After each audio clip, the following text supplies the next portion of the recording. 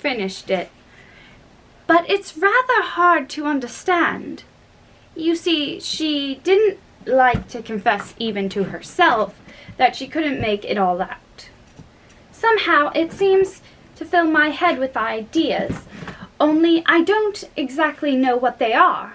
However, somebody killed something, and that's clear at any rate. But oh, thought Alice, suddenly jumping up, if I don't make haste, I shall have to go back through the looking-glass before I've seen what the rest of the house is like. Let's have a look at the garden first. She was out of the room in a moment and ran down the stairs, or at least it wasn't exactly running, but a new invention for getting downstairs quickly and easily, as Alice said to herself. She just kept the tips of her fingers on the handrail and floated gently down without even touching the stairs with her feet. Even then she floated on through the hall and would have gone straight out at the door in the same way if she hadn't caught hold of the doorpost. She was getting a little giddy with so much floating in the air, and was rather glad to find herself walking again in the natural way. Chapter 2. The Garden of Live Flowers. I should see the garden far better, said Alice to herself, if I could get to the top of that hill, and here's the path that leads straight to it. At least, no, it doesn't do that. After going a few yards along the path and turning several sharp corners, but I suppose it will at last. But how curiously it twists. It's more like a corkscrew than a path. Well, this turn goes to the hill, I suppose. No, it doesn't. This goes straight back to the house. Well, then, I'll try it the other way.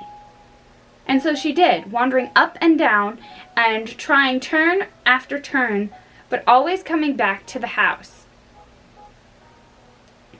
Do what she would, indeed once, when she turned a corner rather open, more quickly than usual, she ran against it before she could stop herself.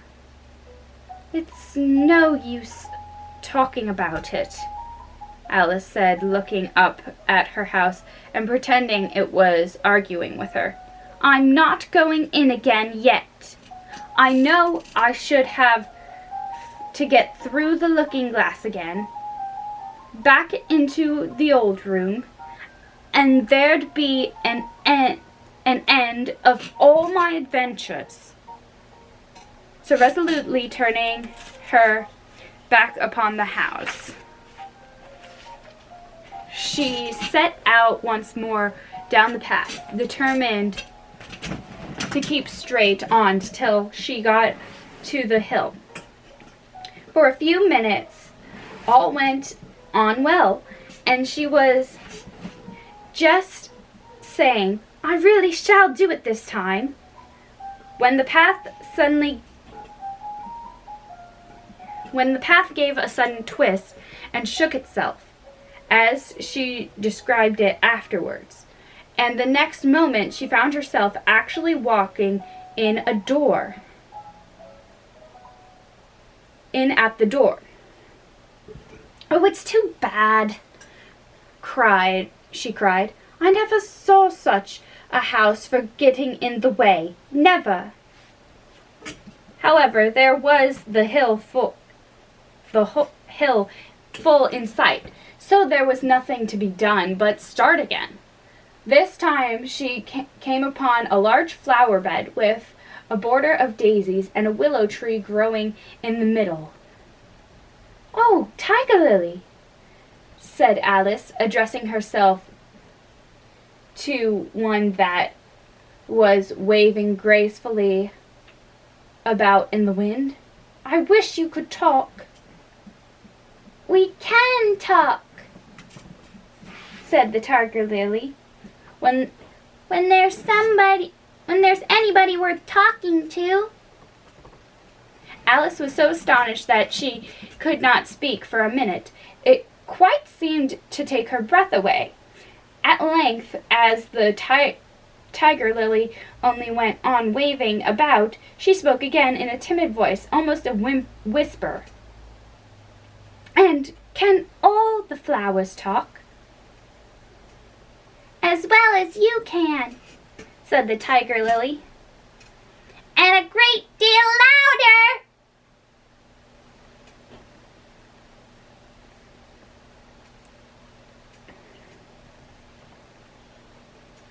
It isn't manners for us to begin, you know," said the rose. "And I really was wondering when you'd speak," said I to myself. "Her face has got some sense in it, though it's not a clever one. Still, you're the right color, and that goes a long way." "I don't care about the color," the tiger lily remarked. "If only her petals curled up a little more, she'd be all right." Alice didn't like being criticized, so she began asking questions. "Aren't you sometimes frightened at being planted out here with nobody to take care of you?" There's the tree in the middle," said the rose. "What else is it good for?" "But what could it do if any danger came?" Alice asked. "It could bark," said the rose. "It goes bow wow." "It goes bow wow," cried a daisy. "That's why its branches are called boughs." "Didn't you know that?" cried another daisy, and they all began shouting together till the air seemed quite full of little shrill voices. "Silence! Silence, every one of you!" cried the tiger lily, waving itself passionately from side to side and trembling with excitement.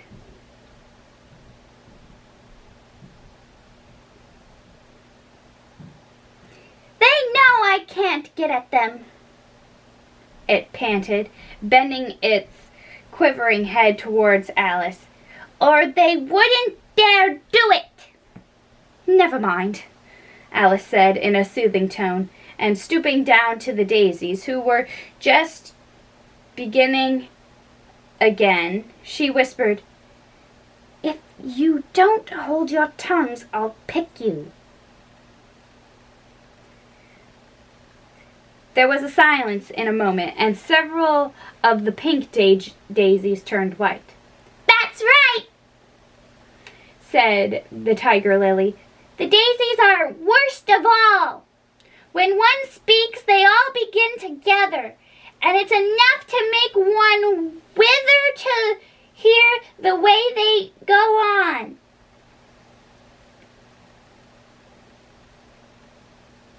How is it you can all talk so nicely?"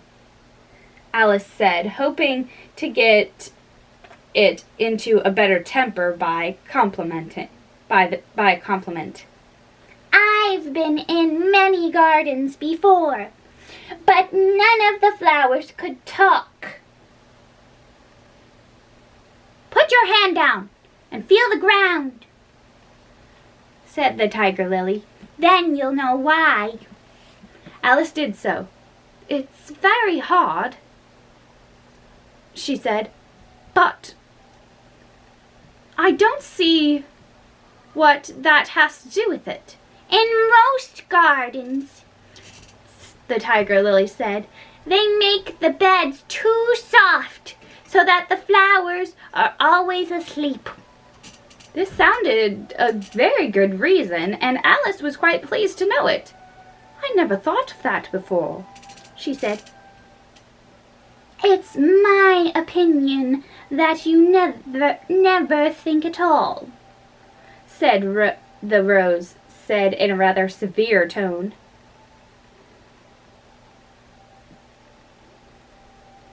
I never saw anybody looked stupider, a Violet said, so suddenly that Alice quite jumped, for it hadn't spoken before. Hold your tongue! Cried the Tiger Lily, as if you ever saw anybody. You keep your head under your leaves and snore away there till you know no more what's going on in the world than if you were a bud. Are there any more people in the garden besides me?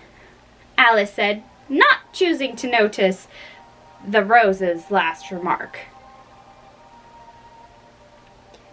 There's one other flower in the garden that can move about like you, said the Rose.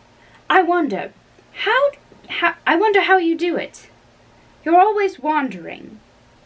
You're always wandering, said the Tiger Lily.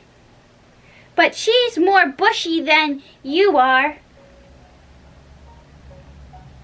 Is she like me? Alice asked. Is she like me? Alice asked eagerly. For the thought crossed her mind, there's another little girl in the garden somewhere.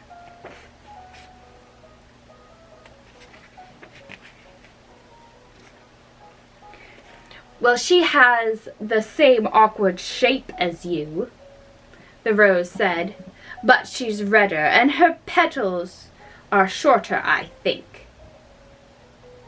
Her petals are done up close, almost like a dahlia, the Tiger Lily interrupted.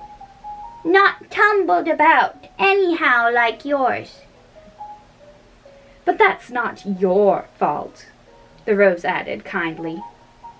You're beginning to fade, you know. And then one can't help one's petals getting a little untidy. Alice didn't like this idea at all, so to change the subject, she says, Does she ever come out here? I dare say you'll see her soon.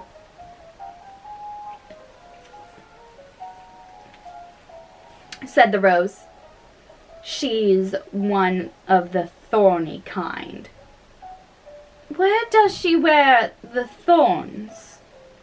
Alice asked with curiosity. Why, all around her head, of course, the Rose replied. I was wondering you hadn't got some too. I thought it was the regular rule. She's coming, cried the Larkspur.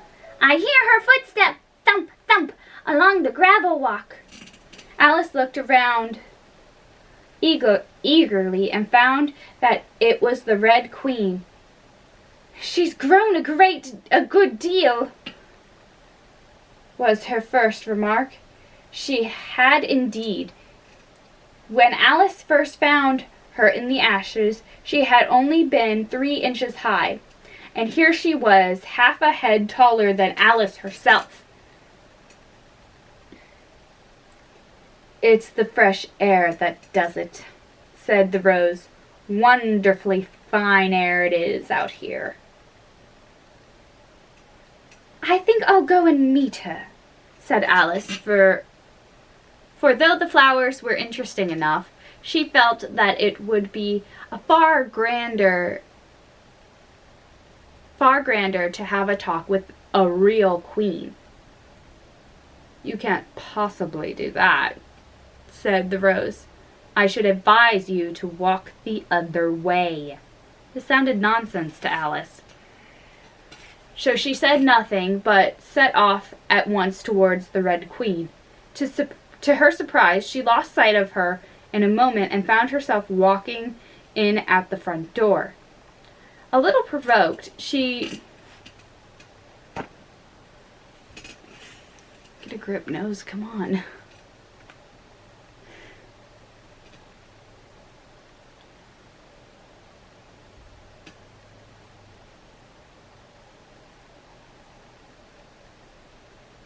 Walking in at the front door again. A little provoked, she drew back, and after looking everywhere for the queen, whom she spied out at last a long way off, she thought she would try this plan, this time of walking in the opposite direction.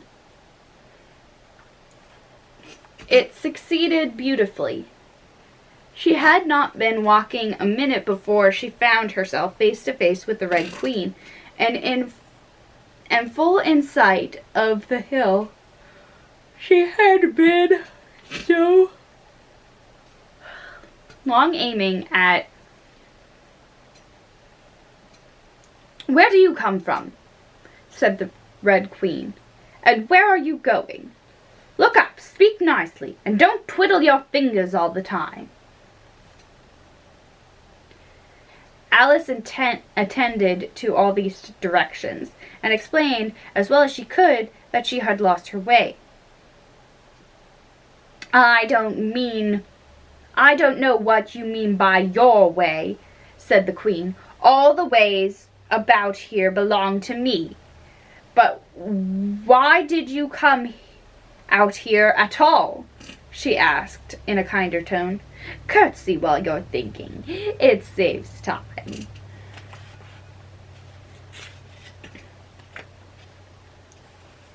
Alice wondered a little at this, but she was too much in awe of the Queen to believe it.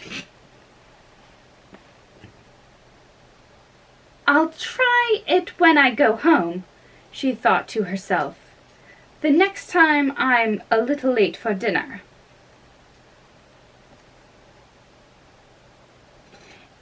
"It's time for you to answer now," the Queen said, looking at her watch. "Open your mouth a little wider when you speak, and always say, 'Yes, Your Majesty.'" "I only wanted to see what the garden looks like, Your Majesty." "That's right," said the Queen, patting her on the head, which Alice didn't like at all. Though when you say garden, I've seen gardens compared with which this one would be a wilderness. Alice didn't dare to argue the point, but went on. "And I thought I'd try and find my way to the top of the hill."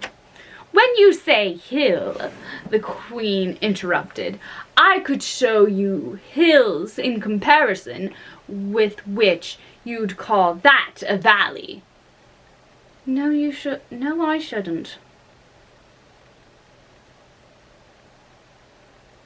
"No, I shouldn't," said Alice, surprised into contradicting her at last. "A hill can't be a valley, you know. That would be nonsense." The Red Queen shook her head. "You may call it nonsense if you like," she said, "but I've heard nonsense compared with which that would be as sensible as a dictionary." Alice curtsied again, as she was afraid from the Queen's tone that she was a little offended, and they walked on in silence till they got to the top of the little hill. For some minutes Alice stood without speaking.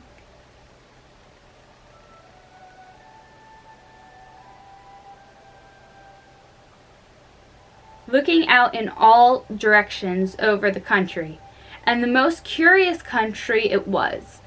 There were a number of tiny little brooks running straight across it from side to side, and the ground between the green hedges that reached from brook to brook. "I declare, It's marked out just like a large chessboard," Alice said at last. "There ought to be some men moving about somewhere, and so there are," she added in a tone of delight, and her heart began to beat quick with excitement as she went on. "It's a great, huge game of chess that's being played all over the world. If this is the world at all, you know. Oh, what fun it is! How I wish I was one of them. I wouldn't mind being a pawn, if only I might join, though of course I should like to be a queen best." She glanced rather shyly at the real queen as she said this, but her companion only smiled pleasantly and said, "That's easily managed. You can be the White Queen's pawn if you like, as Lily's too young to play. And you're in the second square to begin with. When you get to the 8th square, you'll be a queen." Just at this moment, somehow or other, they began to run. Alice never could quite make out, in thinking it afterwards, how it was they began. All she remembers is that they were running hand in hand, and the queen went so fast that it was all she could do to keep up with her, and still the queen kept crying, "Faster, faster!" But Alice felt she could not go faster, though she had no breath left to say so.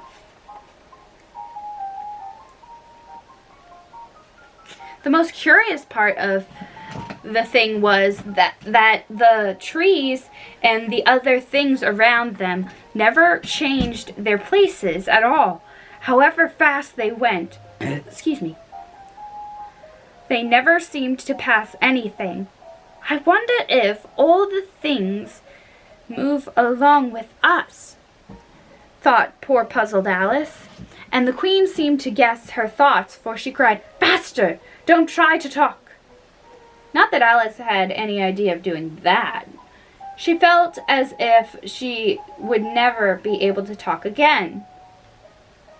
She was getting so much out of breath, and still the queen cried, "Faster, faster!"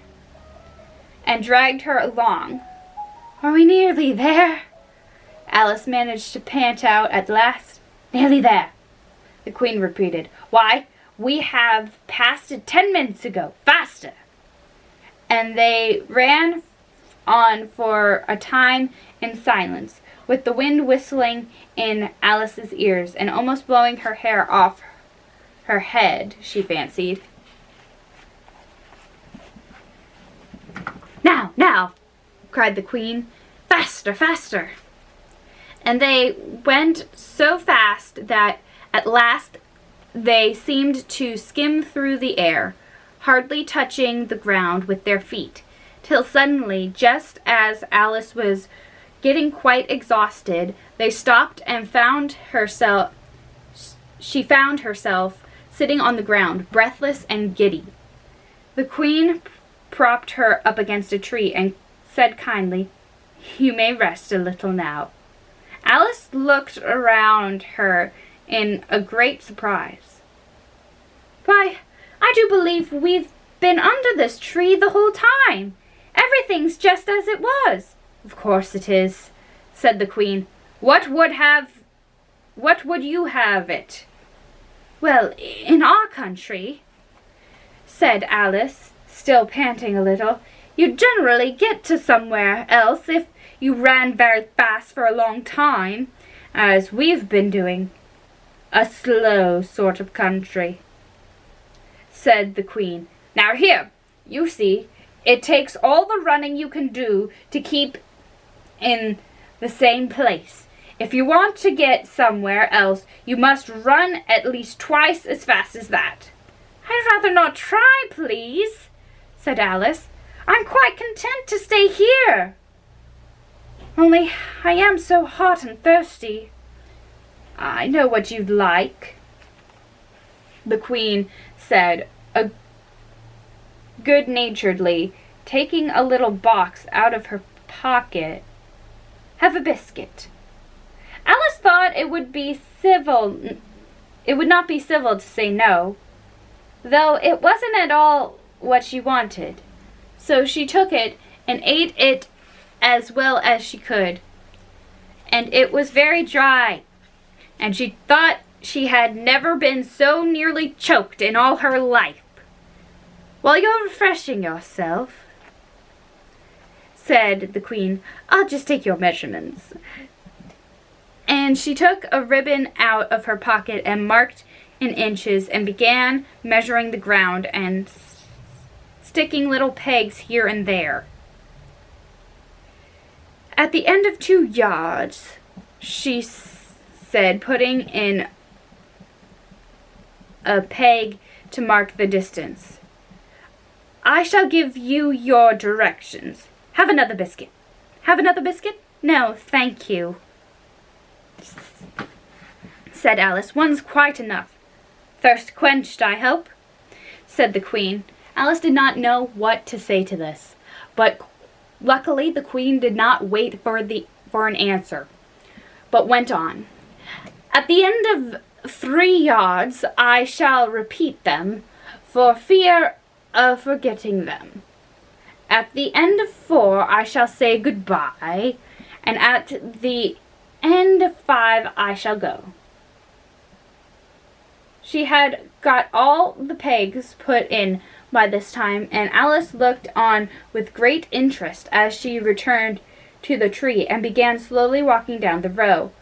At the 2-yard peg, she faced round and said, A pond goes 2 squares in its first move, you know. So you'll go very quickly through the 3rd square by railway, I should think. And you'll find yourself in the 4th square in no time. Well, that square belongs to Tweedledum and Tweedledee. The 5th is mostly water. The 6th belongs to Humpty Dumpty. But you make no remark? I didn't know I had to make one. Just then Alice faltered out. You should have said, the Queen went on in a grave reproof. It's extremely kind of you to tell me this. It's extremely kind of you to tell me all this. However, we'll suppose it said. The 7th square is all forest, however, and one of the knights will show you the way, and in the 8th square we shall be queens together, and it's all feasting and fun. Alice got up and curtsied and sat down again. At the next peg the Queen turned again, and this time she said, Speak in French when you can't think of the English for a thing. Turn out your toes as you walk, and remember who you are. She did not wait for Alice to curtsy this time, but walked on quickly to the next peg, where she turned for a moment to say goodbye, and then hurried to the last. How it happened, Alice never knew, but exactly as she came to the last peg, she was gone.